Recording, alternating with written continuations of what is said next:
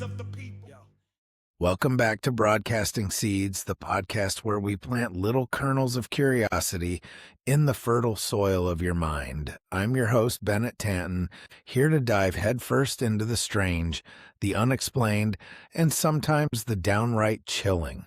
If you're here, you're probably a fellow traveler on this winding road of mysteries, conspiracies, cryptids, and those biblical breadcrumbs scattered through history and beyond.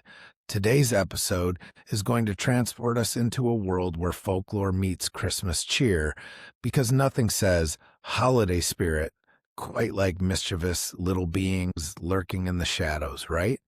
Forget your typical warm and fuzzy Christmas stories. We're peeling back the shiny wrapping paper to reveal something older, darker, and infinitely more fascinating: the elves and fairies of Christmas lore. Now, before you roll your eyes and think, Bennett's just talking about Santa's workshop again, let me assure you, this is no Hallmark special. We're digging into the origins of these magical creatures, tracing their roots back to European mythology, and discovering how they evolved into the festive icons we know today. From the hard-working but temperamental Nisse of Scandinavia to the playful yet sometimes sinister fairies of Celtic lore, these beings are a lot more complex than you've been led to believe. And here's the kicker: they might just hold some truths about how we view the unseen world around us. So, grab your hot cocoa, spike it if you need to, and settle in. Over the next hour, we're going to explore how these mystical beings became entangled with Christmas, what they might mean in a biblical context, and how their stories resonate or warn us in today's world. By the end, you might just start seeing the holiday season in a whole new light. All right, let's not waste any more time. Let's unwrap this mystery one layer at a time. All right, folks. Let's start at the very beginning.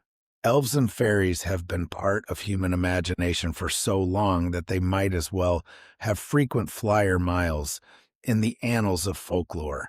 But how exactly did these little guys, who started out as mischievous spirits of nature, find themselves entwined with Christmas, the most celebrated holiday in the Western world? The answer lies in the messy, fascinating blending of ancient pagan traditions and Christianity. Let's take a quick time machine ride back to pre-Christian Europe. Picture it. The winters are brutal, the nights are long, and the only thing keeping people going is a roaring fire and a good story, or maybe the fear of what's lurking just beyond the tree line. Enter the fairies and elves. In those days, they weren't handing out candy canes or working on toy assembly lines. Nope. They were seen as spirits of the land, tied to nature and the cycles of the earth. They were powerful, unpredictable, and definitely not the kind of beings you'd want to cross. Now here's where it gets interesting. As Christianity spread across Europe, the church wasn't keen on completely erasing the old ways. Instead, they did what I'd call a cultural rebranding. Rather than banish the stories of elves and fairies outright, they absorbed them into the new religious framework. Suddenly, these beings went from being nature spirits to something a little more ambiguous, sometimes seen as helpful, other times seen as downright diabolical. Take the elves, for example. In Norse mythology, they were called Alfar, powerful and otherworldly beings tied to the gods. Some lived in light and brought blessings, while others were dark and malevolent. When Christianity entered the picture, these elves got downgraded. The church painted them as closer to demons than deities, but their lore was too deeply ingrained to disappear. Over time, they began to evolve into the benevolent helpers we associate with Santa Claus today. And let's not forget the fairies of Celtic lore. These weren't your fluttery, Disney-fied pixies. Celtic fairies, or AOC, were formidable entities tied to the natural world and the changing seasons. They were said to roam freely during the winter solstice, a time when the veil between worlds was thin. Sound familiar? It's not a far leap from that to the idea of magical beings playing a role in a midwinter celebration like Christmas. So how did these ancient tales merge with the nativity story and the birth of Christ? Well, think of it this way. Early Christians needed to make their new tradition stick. They incorporated familiar elements of winter celebrations like gift-giving, feasting, and storytelling, and tied them to Christian theology. The magical beings of folklore didn't vanish. They just took on new roles. By the time the 19th century rolled around, Victorian writers were romanticizing elves and fairies as whimsical, childlike creatures. Authors like Clement Clark Moore and Washington Irving cemented their place in Christmas tradition by linking them to Santa Claus. From then on, elves were no longer spirits of the forest, but cheerful toy makers in red and green outfits. Fairies, on the other hand, became more ethereal and decorative. Think of the fairy on top of your Christmas tree. But here's the kicker. Even as these beings were sanitized for modern consumption, traces of their darker, older selves remain. The mischievous streak of Santa's elves, the eerie beauty of Christmas fairies, those are echoes of their pagan roots. And as we'll see in the next segment, not all of that mischief is as harmless as it seems. All right, that's your crash course on how elves and fairies went from ancient spirits to holiday mascots. But don't get too cozy just yet. Next, we're heading to Scandinavia, where a little guy called the Nisse has been causing trouble and spreading cheer for centuries. Trust me, you'll want to hear about this one. Let's leave the broad strokes of folklore behind for a moment and zero in on one specific figure that really encapsulates the blend of mischief and magic in Christmas tradition, the Nisse. If you're not familiar with the name, don't worry. You're about to get a crash course in one of Scandinavia's most iconic and temperamental holiday spirits. The Nisse, also called a Tomte, depending on where you're standing in the Nordic countries, is a small, gnome-like creature with a long white beard and a red cap. Picture something like Santa Claus if he were 3 feet tall, permanently grumpy, and had a penchant for practical jokes. Sounds endearing, right? Well, don't let the beard and hat fool you. The Nisse is a little guy you definitely don't want to mess with. In Scandinavian folklore, the Nisse was believed to live on farms, acting as a sort of guardian spirit for the household and its animals. But there was a catch. He only stayed loyal to families who treated him with respect. You see, the Nisse had a temper, and if you failed to meet his standards, say by skipping his nightly bowl of porridge, he wouldn't just leave in a huff. No, he'd unleash a whole catalog of mischief. Animals would fall sick, tools would break, and milk would mysteriously spoil. Basically, you'd wake up to a series of disasters that made it abundantly clear you'd screwed up. But here's the flip side. If you kept the Nisse happy, he was the ultimate ally. Families who left out offerings, especially that all-important porridge, could count on his help. He'd make sure the animals stayed healthy, the crops flourished, and the household ran smoothly. Think of him as an early version of quality assurance, but with a side of supernatural flair. So how does this cranky little spirit tie into Christmas? Well, over time, the Nisse became associated with the midwinter season. Remember, these stories originated in a part of the world where winters are long, dark, and unforgiving. The Nisse's presence during this time was a reminder that even in the harshest conditions, kindness and respect mattered.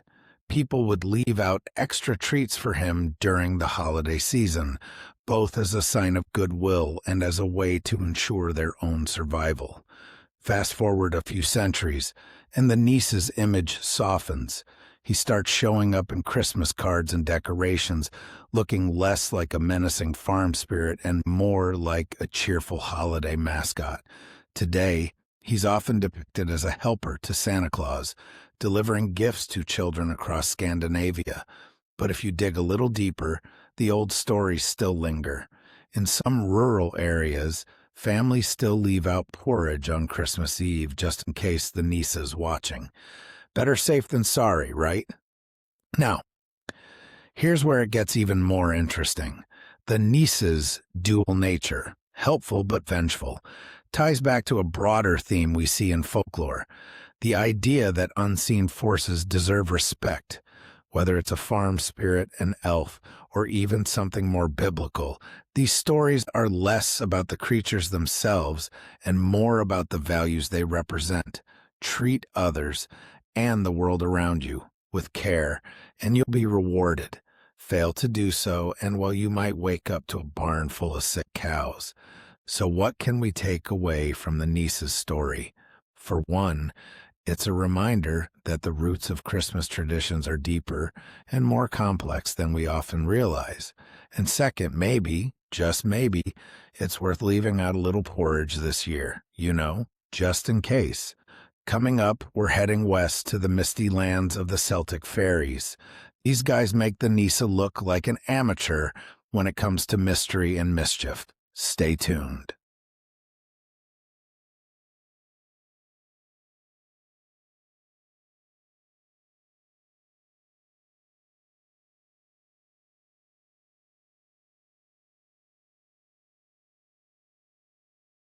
We've left the frosty farms of Scandinavia and are heading west to the mist-shrouded landscapes of Celtic mythology.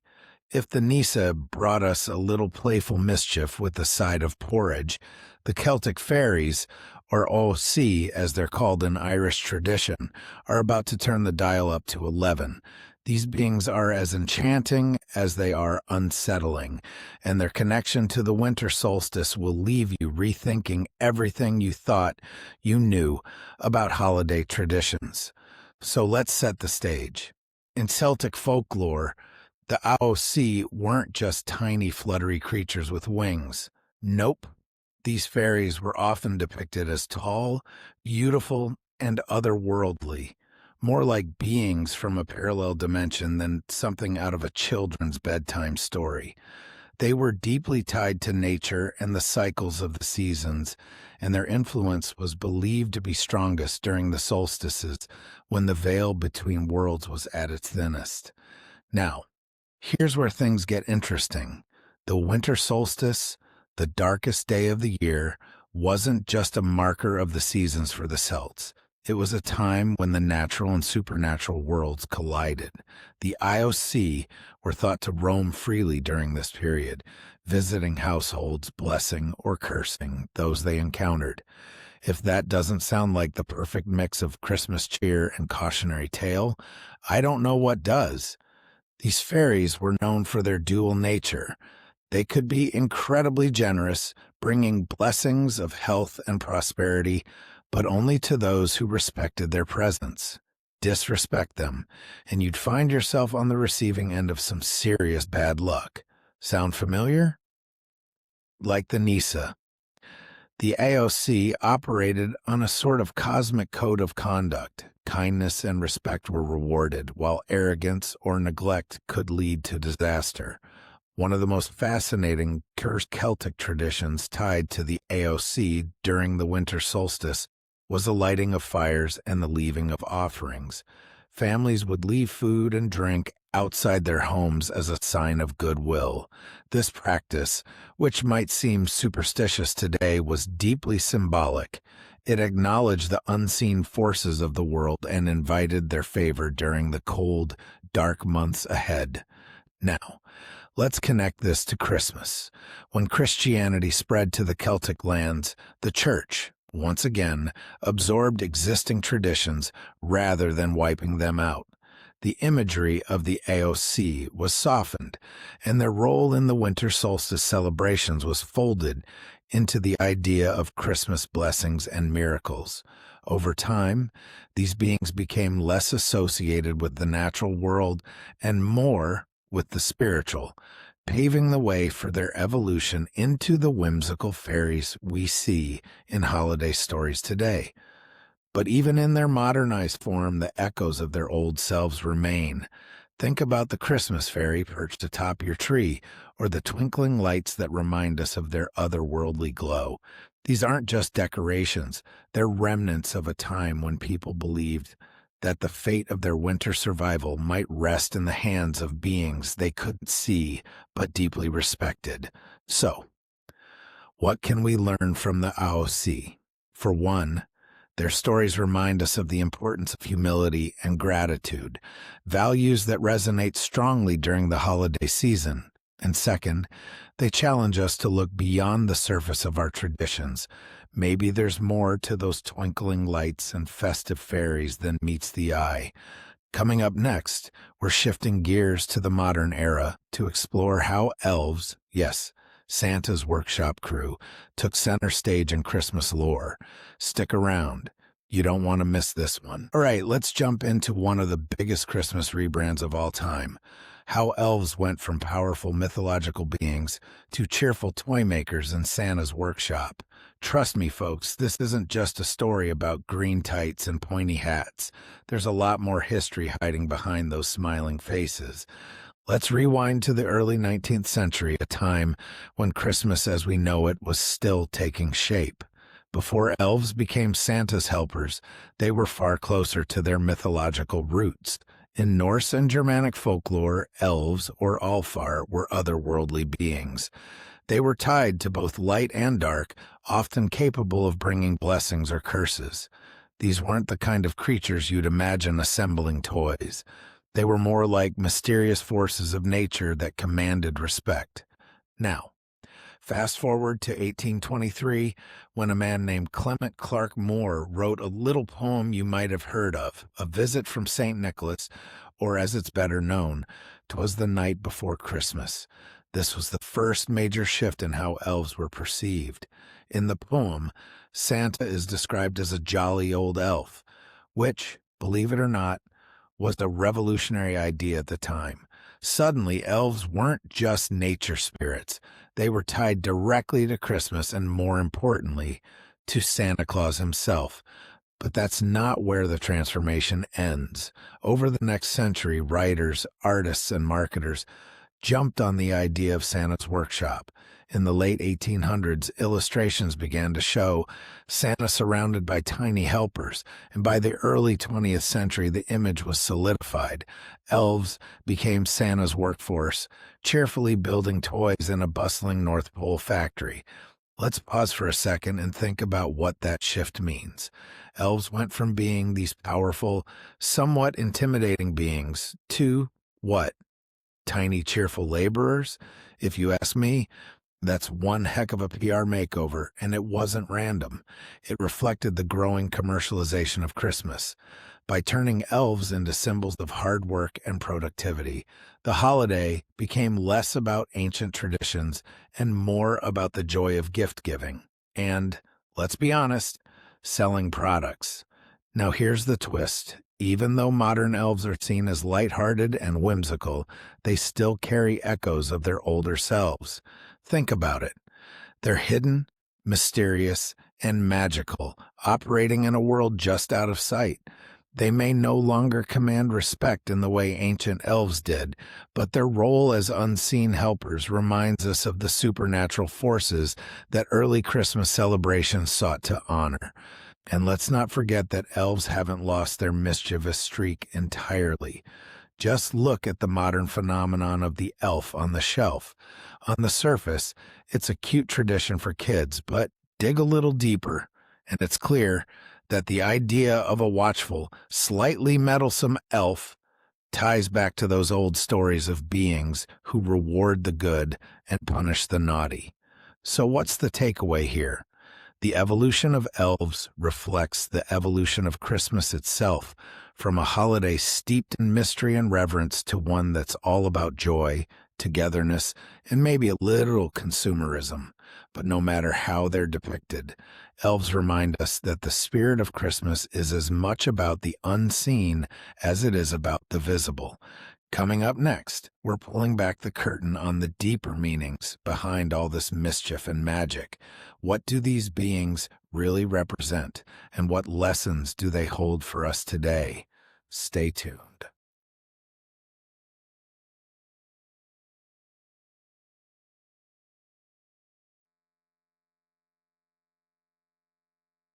We've walked through ancient myths, explored Nordic farms, danced with Celtic fairies, and clocked into Santa's workshop.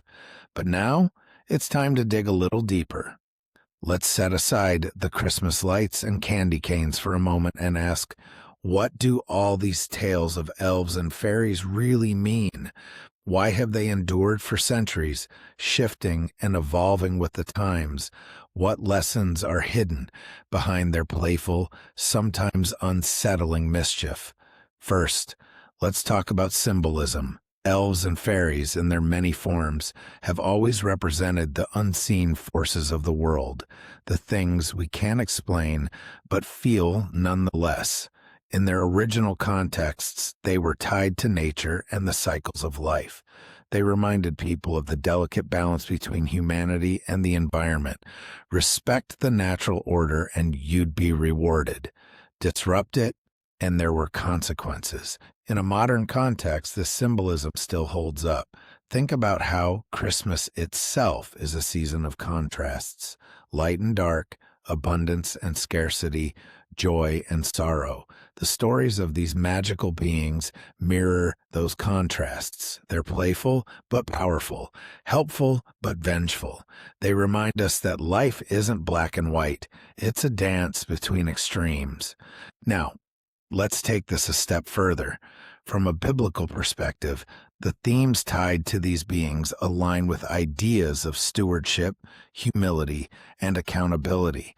The Nisse's demand for respect echoes the biblical principle of reaping what you sow. The AOC's insistence on offerings and gratitude reflects the idea of giving back to the unseen forces that sustain us. Even the modern elves of Santa's workshop carry a message about diligence, teamwork, and the joy of creating something for others. But there's another layer to this, the idea of the unseen world itself. Christmas, at its core, is a celebration of the miraculous, the birth of Christ, a divine event wrapped in the most humble circumstances. The presence of elves and fairies in Christmas lore serves as a reminder that there's more to life than what we can see or touch. Call it magic, call it faith, call it what you will, but it's the acknowledgement of something greater than ourselves that gives this season its depth. And then there's the mischief. Why is it that these beings are almost always a little tricky? Well, if you ask me, it's because they're here to challenge us. Their mischief isn't random. It's a way of holding up a mirror to our behavior. Are we being kind, generous, humble, or are we taking things and people for granted? The mischief of elves and fairies forces us to slow down and reflect, which, let's face it, is something we all need during the hustle and bustle of the holiday season. So what does all this mean for us today? It means that the traditions we celebrate, no matter how commercialized or modernized they've become, are rooted in something profound. Whether you see elves and fairies as symbols, as stories, or as something more tangible, they remind us to approach the season with a sense of wonder, gratitude, and yes, a little humility. As we celebrate this Christmas, maybe we can take a moment to honor the unseen forces in our lives, whether that's the natural world, the people who work behind the scenes to make our holidays special, or even the mysteries of faith and spirituality. Because if these stories teach us anything, it's that the magic of Christmas isn't just in the gifts or the lights. It's in the connections we make, the respect we show, and the joy we share. All right, that's my take on the hidden meanings behind the mischief. Coming up next week, we're diving into another fascinating topic that's sure to keep you questioning everything you thought you knew. But before we wrap this up, let's head to the outro. And that's a wrap for this episode of Broadcasting Seeds. We've journeyed through the ages, uncovering the mysterious origins of elves and fairies, their connection to Christmas, and the deeper meanings behind their mischief. From ancient farmsteads to Santa's workshop, these magical beings have left their mark on our traditions and remind us to celebrate the unseen wonders of the season. Now, here's where I need your help. If you enjoyed this episode and found it thought-provoking, do me a favor, like, share, and review the podcast.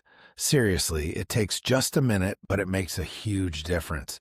It helps us grow this community of curious minds who are unafraid to question the world around them. Plus, it's the best way to keep the conversation going. And hey, if you're sitting there thinking, I've got my own strange tale to share, don't be shy. Reach out on our website or social media and let me know. You never know. Your story could inspire a future episode. As always, thank you for tuning in and for letting me be a part of your day. Remember, the world is full of mysteries, and sometimes the best we can do is plant a seed of curiosity and let it grow. Until next time, stay curious, stay thoughtful, and keep questioning. This is Broadcasting Seeds. See you next time.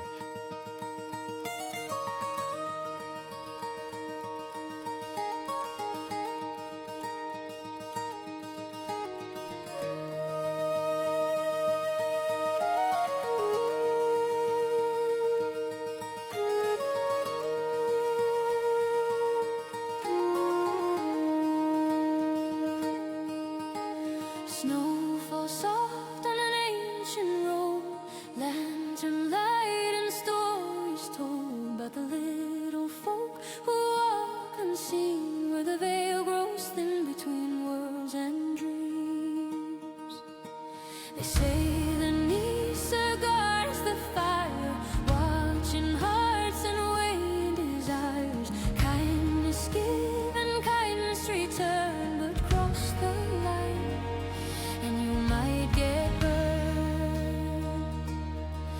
In the hush of a winter night, you can feel them in the pines. Old as stone, wild as wind, dancing in the cracks of time.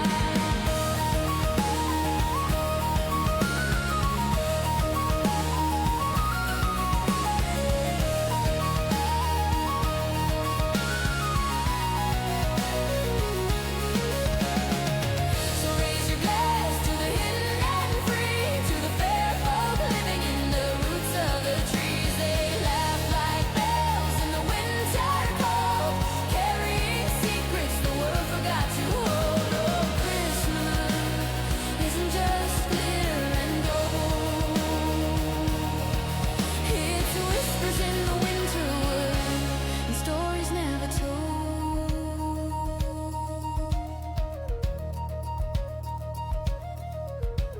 They once were mighty, feared and wise, storm green forests in their eyes. Now they're painted small and sweet, little hats and pointed feet. But beneath the songs and holiday cheer lives the echo of something older here. A warning wrapped in holly and pine. Treat the world with gentle mind. Hear the fiddle crying low, like a river under snow. Magic's not a fairy tale, it's a language we still know. Raise your glass to the hidden and free, to the fair air and the roots of the trees. They laugh like bells in the winter cold, carrying secrets the world forgot to hold. Oh, Christmas isn't just glitter and gold. It's whispers in the winter wood and stories never told.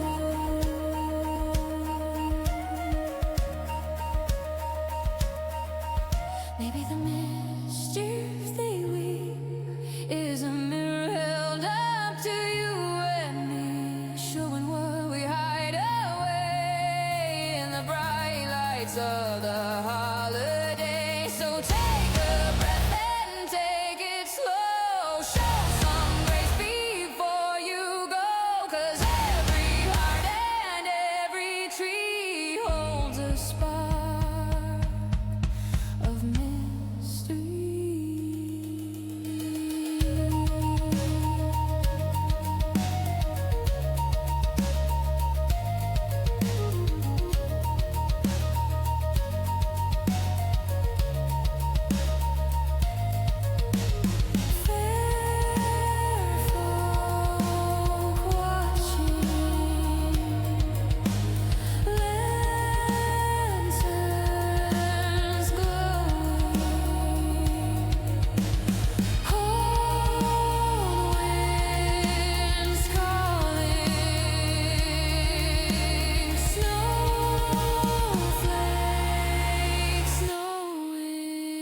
here.